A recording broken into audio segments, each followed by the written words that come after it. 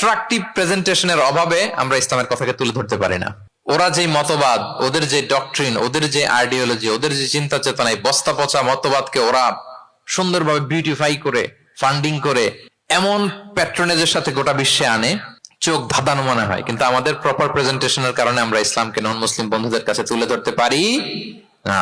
এজন্য আমরা অমুসলিম দেশে যারা থাকি, এটা আমাদের সবার দায়িত্ব। We all are the ambassador of Islam in a non Muslim land. প্রত্যেকে আমরা ইসলামিক অ্যাম্বাসেডর।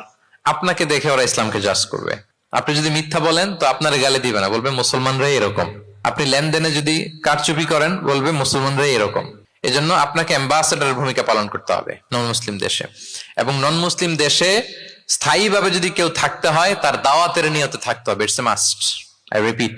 অমুসলিম দেশে ব্যবসা করতে যাবেন অস্থায়ীভাবে, ওকে। চাকরি, ওকে। চিকিৎসা পারপাস, ওকে। পড়াশোনা, ওকে। কিন্তু স্থায়ীভাবে যদি কোনো অমুসলিম দেশের পাসপোর্ট নিয়ে থাকতে হয়, স্থায়ীভাবে, of course it should be with the intention of দাওয়া। দাওয়াতে নিয়তে থাকতে হবে। যেমনটি রাসূল সাল্লাল্লাহু আলাইহি ওয়াসাল্লামের সাহাবারা ইসলামের সুমহান বাণীকে প্রচার করার জন্য অমুসলিম ভূখণ্ডে ছড়িয়ে পড়েছেন। এজন্য যারা পাসপোর্ট পেয়ে গেছেন সাউথ কোরিয়ার, অথবা এদেশে আছে নাকি সিস্টেম পাসপোর্ট পাওয়ার? আছে? আচ্ছা, যারা পেয়েছেন বা প্রসেসিং আছেন যে আমি এদেশের পাসপোর্ট নিব, অফকোর্স আপনার দাওয়াতে নিয়তে থাকতে হবে যে আমি ইসলামকে ছড়াই দিব, এই নিয়তে আছি, তাইলে থাকাটা বৈধ। তা না হলে অমুসলিম ভূখণ্ডে কোনো মুসলিম স্থায়ীভাবে বসবাস করতে পারবে? রাসূল সাল্লাল্লাহু আলাইহি ওয়াসাল্লামের ভয়ঙ্কর ধমক আছে একটা, তিনি বলেছেন আনা বারিউন মিন কুল্লি মুসলিম ইয়কিমু বাইনা আযহুরিল মুশরিকিন। আমি ওই প্রত্যেক